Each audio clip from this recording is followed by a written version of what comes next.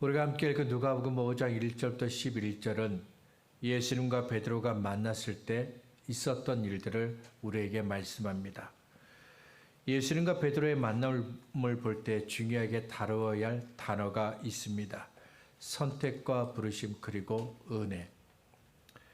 베드로가 예수님을 만나게 된 것은 예수님께서 베드로를 선택하셨기 때문입니다. 예수님께서 베드로를 구원으로 부르셨기 때문입니다.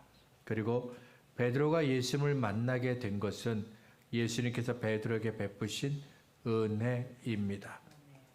본문을 이해하기 위해서 베드로를 만나기 위해 오신 예수님 그리고 예수님을 만난 베드로 이 두 가지 주제로 나누어서 살펴보도록 하겠습니다. 먼저 베드로를 만나기 위해서 오신 예수님입니다. 1절을 보시면 무리가 몰려서 하나님의 말씀을 들을 새 예수는 게네사렛 호숫가에 서서 예수님께서 계신 곳은 게네사렛 호숫가인데 이곳은 갈릴리 호수의 다른 명칭입니다. 게네사렛 호숫가에 서신 예수님 주변으로 많은 사람들이 몰려왔습니다. 누가복음 4장 42절을 보면 많은 사람들이 예수님을 찾아옵니다.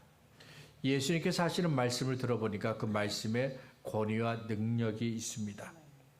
예수님께서 귀신을 쫓아내신 것을 보았고 많은 병자들을 고치신 것을 보았습니다. 예수의 말씀을 들은 사람들이 예수님께서 하신 그 일들을 본 사람들이 다 예수님께로 몰려왔습니다. 그 사람들이 지금 예수님의 말씀을 듣고 있는 겁니다. 계속해서 2절과 3절을 보시겠습니다. 호숫가에 배 두 척이 있는 것을 보시니 어부들은 배에서 나와서 그물을 씻는지라. 예수께서 한 배에 오르시니 그 배는 시몬의 배라. 육지에서 조금 떼기를 정하시고 앉으사 배에서 무리를 가르치시더니 1절에서 많은 사람들이 예수님의 말씀을 듣고 있었다고 말씀합니다. 이어서 2절은 많은 사람들 북적대는 그 자리에 있던 한 사람을 우리에게 소개합니다. 그리고 3절에서 그 사람의 이름을 시몬이라고 소개합니다. 시몬은 베드로를 가리킵니다. 2절은 베드로가 그 그물을 씻고 있었다고 말씀합니다. 그물을 씻고 있는 그 베드로의 모습을 한번 상상해 보시기 바랍니다. 많은 사람들이 베드로 주변에 몰려 있습니다. 예수님께서 들려주시는 말씀을 듣고 있습니다. 그런데 그 옆에서 베드로는 그물을 씻고 있습니다. 그물을 씻고 있는 이 베드로의 모습은 그 자리에 있는 다른 사람들과 확연하게 구별되는 모습입니다. 이 장면을 사진으로 찍었습니다. 그리고 사람들에게 이 사진을 보여주면서 가장 어색한 장면, 가장 이상한 장면, 가장 어울리지 않는 장면을 뽑으라 하면 한결같이 사람들은 그물을 씻고 있는 베드로를 선택할 것입니다.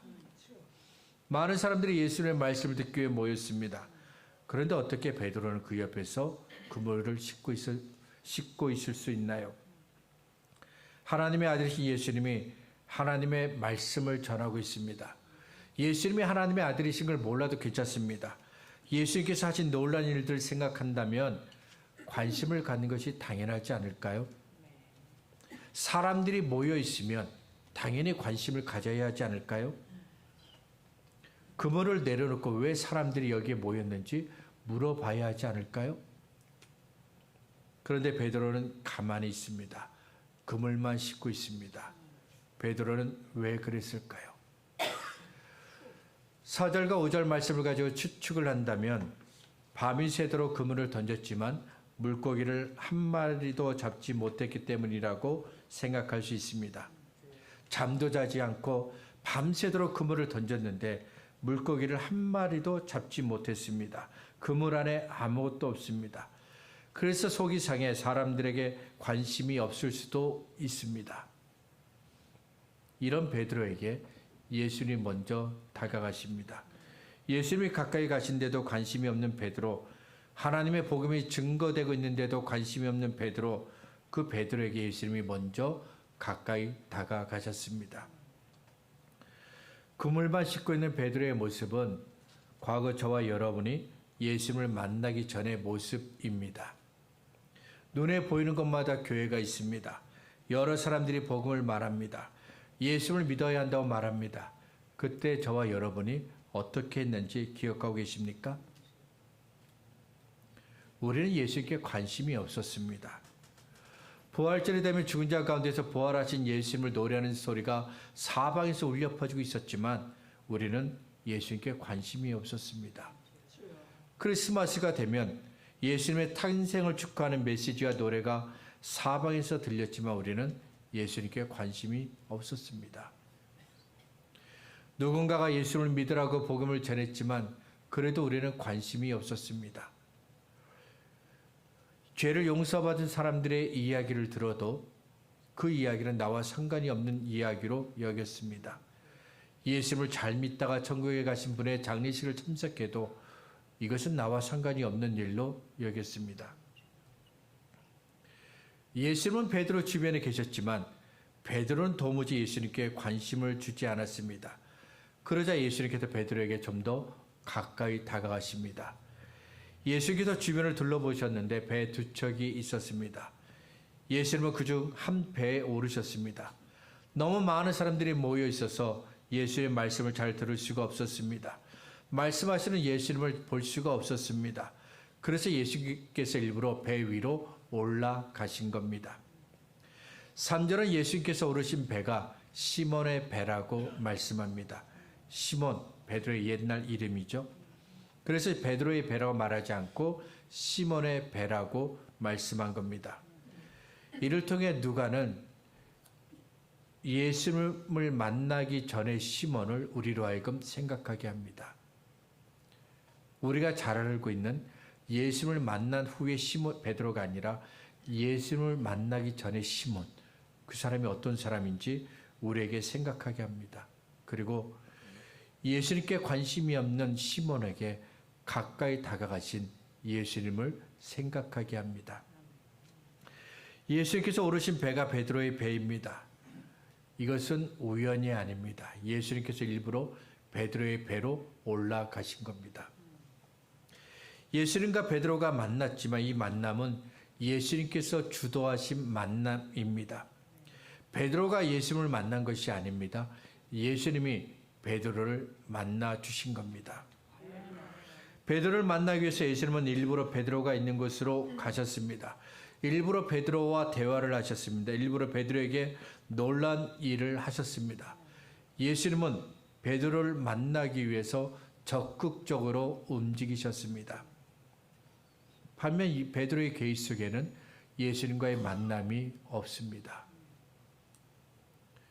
그래서 적극적으로 베드로와 만나신 예수님과 달리 베드로의 행동은 수동적입니다. 예수님과 베드로의 만남은 저와 여러분의 이야기이기도 합니다. 예수님께서 베드로를 만나기 위해서 적극적으로 행동하셨던 것처럼 예수님은 저와 여러분을 만나기 위해서 적극적으로 행동하셨습니다. 일부러 우리가 있는 곳으로 오셨고 바쁘게 살아가는 우리와 대화를 하셨습니다. 그리고 저와 여러분에게 하나님의 은혜를 베풀어 주셨습니다. 하지만 우리는 베드로처럼 예수님을 만나기 위해 적극적으로 행동하지 않았습니다. 예수님을 만나기 위해 예수님이 계신 곳으로도 가지 않았습니다.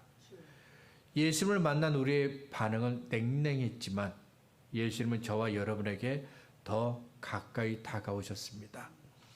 저와 여러분을 구원으로 인도하셨고 하나님의 은혜가 있는 곳으로 저와 여러분을 인도하셨습니다.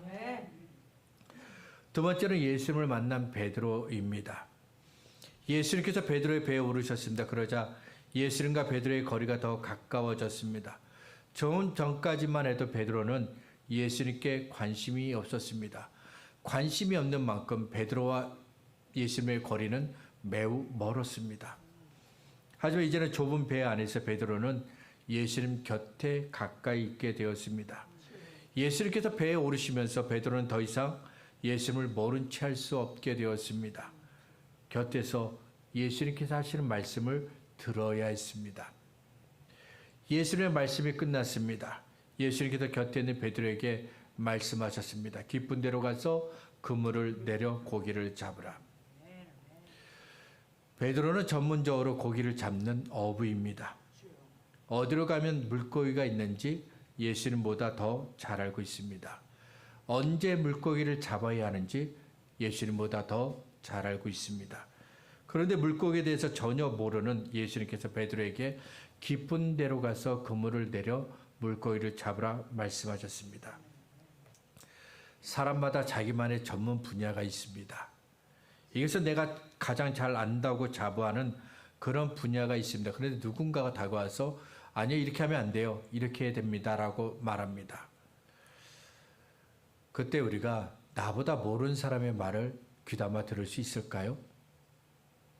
내가 전문가인데, 내가 프로인데, 아마추어도 안 되는 저 사람의 말을 귀담아 들을 수 있을까요? 아마도 다 이렇게 이야기할 것입니다. 이것은 내가 잘 알고 있어. 당신의 말대로 하면 안 됩니다. 라고 다 반문할 겁니다. 그런데 베드로가 어떻게 합니까? 예수께서 말씀하신 대로 하겠다고 대답합니다. 5절입니다.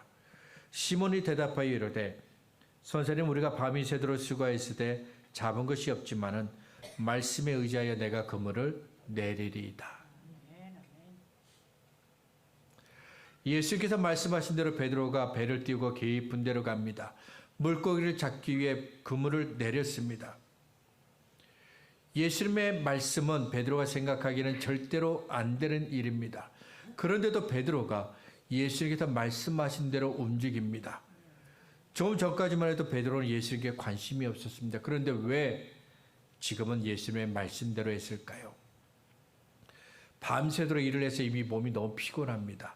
그물도 이미 다 깨끗이 씻어 두었습니다. 그런데 왜 베드로는 예수님께서 말씀하신 대로 했을까요? 로마서 10장 17절에 이런 말씀이 있습니다. 그러므로 믿음은 들음에서 나며 들음은 그리스도의 말씀으로 말미암느니라. 예수를 믿으려고 합니다. 그러면 먼저 예수님의 말씀을 들어야 합니다. 예수님의 말씀을 들어야 예수님을 믿을 수 있게 되는 겁니다.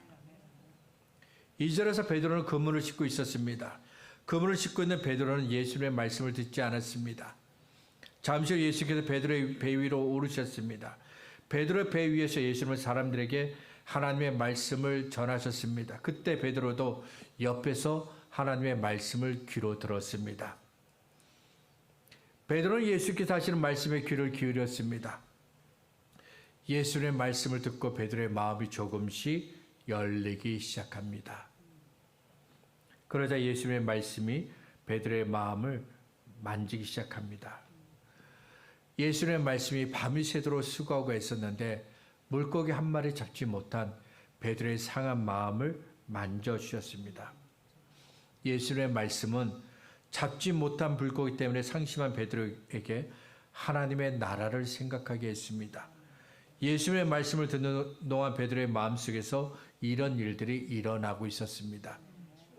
잠시 예수께서 베드로에게 깊은 데로 가서 그물을 내리라, 물고기를 잡으라 말씀하셨을 때 그때 베드로는 위대하신 하나님을 생각합니다. 능치 못할 일이 전혀 없으신 능력의 하나님을 생각합니다. 그래서 베드로가 내 생각으로는 절대 안 되는 일이지만 예수님의 말씀대로 하겠다고 대답한 겁니다. 베드로가 알고 있는 지식과 경험에 따르면 절대로 이 시간에는 물고기를 잡을 수가 없습니다. 그렇지만 베드로는 권위와 능력이 있는 예수님의 말씀대로 의지하여 해보겠다라고 대답합니다. 베드로는 예수께서 하신 말씀을 거절할 수가 없었습니다. 그래서 예수님께서 하신 말씀대로 깊은 데로 가서 그물을 내렸습니다. 그러자 그물이 찢어질 정도로 많은 물고기를 잡게 되었습니다. 6절과 7절입니다. 그렇게 하니 고기를 잡은 것이 심히 많아 그물이 찢어지는지라. 이에 다른 배에 있는 동무들에게 손짓하여 와서 도와달라 하니 그들이 와서 2배의 체험에 잠기게 되었더라. 기적이 일어났습니다. 이것은 베드로가 예수께서 말씀하신 대로 순종했기 때문에 일어난 일입니다. 기적은 예수님의 능력과 그 능력을 받아들일 사람의 믿음과 순종에 의해 결정됩니다. 사람들은 기적을 원합니다. 예수님을 믿는 사람이 기적을 원하는 것처럼 예수님을 믿지 않는 사람들도 기적을 원합니다. 그런데도 기적이 우리 가운데 일어나지 않는 까닭은 예수님의 능력을 믿지 못하기 때문입니다. 그리고 우리가 하나님의 말씀대로 순종하지 않기 때문입니다. 베드로는 배에 타신 예수님께서 하신 놀라운 일을 보았습니다. 이것은 하나님의 아들이신 예수님께서 하신 일입니다.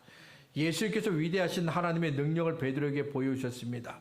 예수님께서 능치 못할 일이 없다는 그 하나님의 능력을 베드로에게 보여주셨습니다. 예수님께서 하신 그 일을 보고 베드로는 깜짝 놀랍니다. 그리고 예수님 앞에 엎드려 말합니다. 시몬 베드로가 이를 보고 예수의 무릎 아래에 엎드려 이르되 주여 나를 떠나소서 나는 죄인이로소이다. 지금까지 시몬이라고 불렀는데 8절에서는 시몬 베드로라고 불렀습니다. 이름이 달라졌는데 지금 베드로가 중대한 순간을 맞이했기 때문입니다. 우리가 잘 알고 있는 베드로의 이름은 훗날 예수님께서 주신 이름입니다. 마태오 16장을 보면 예수님께서 베드로의 신앙 고백을 들은 이후에 그에게 베드로라는 이름을 더해 주십니다. 성경에서 이름이 달라졌다는 것은 하나님과 새로운 관계를 맺었다는 뜻입니다. 창세기 17장에서 하나님께서 아브라함의 이름을 아브라함으로 바꾸십니다. 그리고 사라의 이름을 사라로 바꾸십니다. 하나님은 야곱의 이름을 이스라엘로 바꾸십니다. 시몬은 예수님을 만나기 전의 이름입니다. 베드로는 예수님을 만난 후의 이름입니다. 예수님의 제자가 된 시몬에게 베드로라는 이름을 예수님께서 더해 주셨습니다. 예수님을 나의 주 나의 하나님으로 모신 그에게 하나님께서 베드로라는 반석이라는 이름을 주셨습니다. 지금까지 베드로가 가졌던 예수님에 대한 생각이 바뀌었습니다. 예수님에 대한 생각이 완전히 달라졌습니다. 그래서 시몬이 아니라 시몬 베드로라고 말씀한 겁니다. 베드로는 예수님의 무릎 아래에 엎드렸습니다. 다른 사람 앞에 엎드리거나 혹은 무릎을 꿇는 행위는 자신을 낮추는 겁니다. 언제나 나를 교만하게 했던 자존심을 내려놓고 내려앉는 겸손한 자리로 내려앉는 겁니다. 그래서 교만한 사람은 다른 사람의 무릎 아래 엎드리거나 무릎을 꿇지 않습니다. 내가 너보다 낫다는 생각이 늘 내 안에 있으니 도무지 다른 사람 앞에 엎드리거나 무릎을 꿇지 않습니다. 베드로는 예수님의 무릎 아래 엎드렸습니다. 예수님을 높이고 자신은 낮춘 겁니다. 종이 주인 앞에 엎드리고 무릎을 꿇는 것처럼 베드로도 주인이신 예수님 앞에 자신을 낮췄습니다. 우리는 하나님 앞에서 언제나 겸손해야 합니다. 베드로처럼 내 자리에서 일어나 주의 무릎 아래 엎드려야 되고 무릎을 꿇어야 합니다. 그렇지만 예수님의 무릎 아래 엎드리고 무릎을 꿇는 것이 쉽지가 않습니다. 그렇게 해야 된다는 건 다 알고 있지만 막상 그렇게 하지 못합니다. 왜 그럴까요? 나를 낮추는 것이 너무 싫기 때문입니다. 세상은 사람들에게 당당하라고 말합니다. 실수를 했어도 먼저 사과하지 말라고 말합니다. 누구 앞에서도 고개를 숙이지 말고 부족해도 자신을 낮추지 말라고 말합니다. 양보하지 말고 내 자리를 지키라, 내 것을 지키라고 말합니다. 다른 사람들보다 먼저 선택하고 먼저 가지라고 말합니다. 문제는 하나님 앞에서도 똑같이 한다는 겁니다.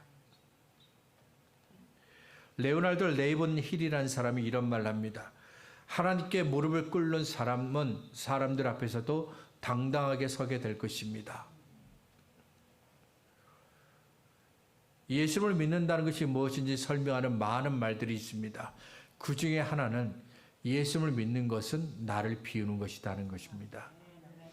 예수를 믿고 싶습니다. 그러면 나를 비워야 합니다. 예수를 더 잘 믿고 싶습니다. 그러면 나를 비워야 합니다. 우리는 날마다 자신을 내려놓음으로 하나님께서 우리를 다스리도록 무릎을 꿇어야 합니다.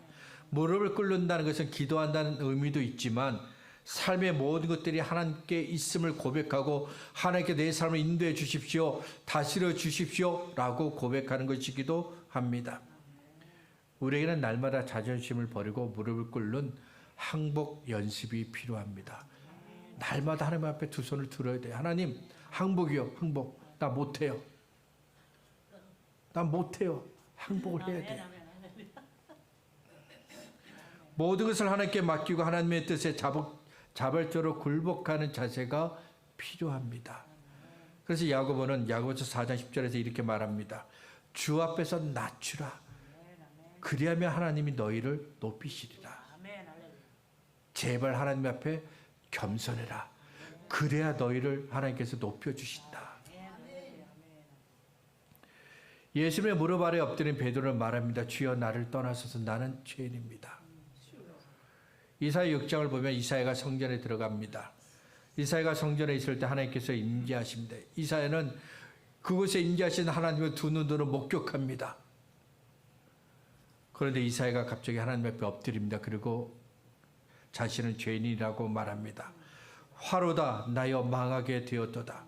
나는 입술이 부정한 사람이여 나는 입술이 부정한 백성 중에 거주하면서 만군의 여호와신 왕을 배웠음이로다.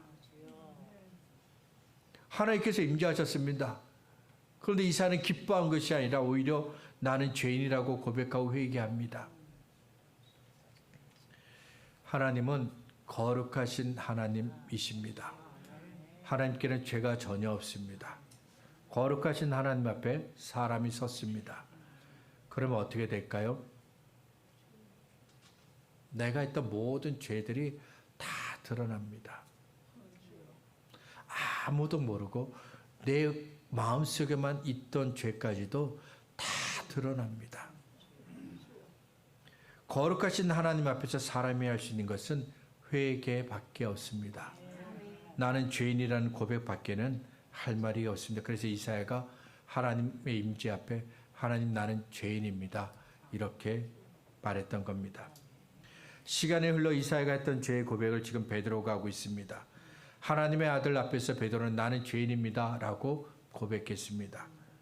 하지만 베드로는 예수님이 구주가 되신다는 사실은 몰랐습니다.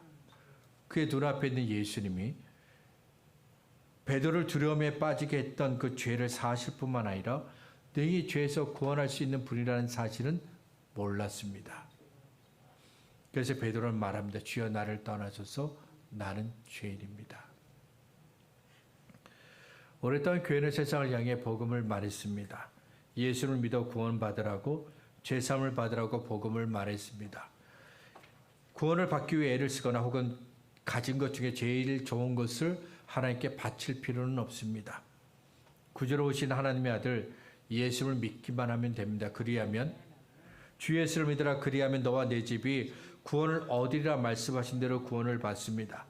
뿐만 아니라 영접하는 자 곧 그 이름을 믿는 자에게는 하나님의 자녀가 되는 권세를 주셨다 말씀하신 대로 하나님의 자녀가 되는 놀라운 축복을 받게 됩니다. 그런데도 사람들은 예수님을 믿지 않습니다. 어떤 사람은 복음 자체를 거부합니다. 예수님의 이름을 듣는 것도 싫어합니다. 반면 어떤 사람은 복음 듣는 것을 굉장히 좋아합니다. 예수님에 관한 이야기, 그 말씀 듣는 것을 굉장히 좋아합니다. 그런데 예수님을 믿지는 않습니다. 나 같은 사람은 예수 믿으면 안 됩니다. 나보다 착한 사람이 예수를 믿어야 한다며 예수님을 영접하지 않습니다. 너희의 죄를 용서하시고 구원하신 예수님께 자기로부터 떠나기를 구했던 베드로처럼 나 같은 사람은 예수 믿을 자격이 없다라고 말합니다. 예수님의 구원을 받을 만한 자격이 있기 때문에 구원받은 사람은 한 사람도 없습니다. 모두가 죄인입니다. 모두가 구원받을 자격이 없었습니다. 그런데도 구원을 받았습니다. 에베소서 2장 8절과 9절에서 말씀한 대로 우리 모두가 하나님의 은혜 때문에 구원을 받았습니다. 예수께서 베드로를 만나신 만남에서 가장 절정은 예수님께서 하신 말씀이 있습니다. 10절입니다. 무서워하지 말라. 이제부로는 네가 사람을 취하리라. 나는 죄인이라서 떠나기를 구했던 그 베드로에게 예수님은 무서워하지 말라고 말씀하셨습니다. 더 이상 죄를 무서워하지 말라는 겁니다. 죄의 짐이 베드로를 짓누르고 베드로를 곤고하게 하는 것을 무서워하지 말라는 겁니다. 왜냐하면 예수님께서 베드로를 짓누르게 된 모든 죄의 문제들을 해결해 주실 것이기 때문입니다. 로마서 7장 23절과 24절에서 바울은 죄 아래 있는 우리가 얼마나 공고한지, 얼마나 힘들게 사는지를 솔직하게 이야기합니다. 내 지체 속에서 한 다른 법이 내 마음의 법과 싸워 내 지체 속에 있는 죄의 법으로 나를 사로잡는 것을 보는도다. 오호라, 나는 공고한 사람이로다. 이 사망의 몸에서 누가 나를 건져내랴. 그런데 이런 우리에게 놀란 하나님의 은혜가 임합니다. 살 길이 열렸습니다. 로마서 8장 1절과 2절입니다. 그러므로 이제 그리스도 예수 안에 있는 자에게는 결코 정죄함이 없나니 이런 그리스도 예수 안에 있는 생명의 성령의 법이 죄와 사망의 법에서 우리를 해방하였습니다. 나에게는 죄에서 벗어날 힘이 없습니다. 죄의 무서움에서 벗어날 힘이 없습니다. 이런 나를 우리를 예수님께서 구원하셨습니다. 예수님께서 지신 십자가로 우리를 구원하셨습니다. 그래서 베드로에게 무서워 말라 말씀하신 후 이제 후로는 네가 사람을 취한다고 말씀하신 겁니다. 다시는 죄가 베드로를 무섭게 할 수 없기 때문입니다. 다시는 죄가 베드로를 올가맬 수 없기 때문입니다. 그리고 우리도 죄를 더 이상 무서워하지 않게 되었습니다. 다시는 죄가 우리를 올가맬 수 없게 되었습니다. 예수님이 저와 여러분을 죄에서 해방시켜 주셨기 때문입니다. 우리를 둘러싸고 있던 어둠을 몰아내시고 우리에게 빛을 주시고 자유를 주셨기 때문입니다. 11절은 베드로가 그물을 버리고 예수님을 쫓았다고 말씀합니다. 그물은 베드로의 모든 것입니다. 배와 그물 때문에 지금까지 사는데 문제가 없었습니다. 그런데 베드로가 그 그물을 버립니다. 예수님을 따르기 위해서 자기가 가진 모든 것들을 버린 겁니다. 더 이상은 세상에서 잘 먹고 잘 살기 위해 애쓰지 않겠다는 겁니다. 예수님을 따르기 위해서 자기를 부인하고 자기 십자가를 지고 따르겠다는 결심입니다. 그리고 베드로가 그물을 버렸다는 것은 지금까지의 삶을 버렸다는 것을 뜻합니다. 예수님을 나의 주, 나의 하나님으로 모셨다는 것을 뜻합니다. 말씀을 정리하겠습니다. 시편 8편 3절부터 5절에 이런 말씀이 있습니다. 주의 손가락으로 만드신 주의 하늘과 주께서 베풀어 두신 달과 별들을 내가 보니 사람이 무엇이기에 주께서 그를 생각하시며 인자가 무엇이기에 주께서 그를 돌보시나이까. 그를 하나님보다 조금 못하게 하시고 영화와 존귀로 관을 씌우셨나이다. 시편 8편은 다윗이 지은 시입니다. 시편 8편에서 다윗은 그가 받은 하나님의 은혜, 그가 받은 하나님의 사랑을 노래합니다. 예수님이 나를 만나 주셨습니다. 예수님이 나의 모든 죄를 해결해 주셨습니다. 예수님이 더 이상은 죄를 무서워하지 않게 하셨습니다. 그래서 지금 우리가 하나님의 자녀가 되어 이 자리에서 하나님을 예배할 수 있게 된 것입니다. 예수님께서 내게 가까이 다가오셔서 나를 만나주신 그 만남을 잊어버리지 마시길 바랍니다. 늘 그 감격과 은혜 가운데 거하는 저와 여러분이 될 수 있기를 바랍니다.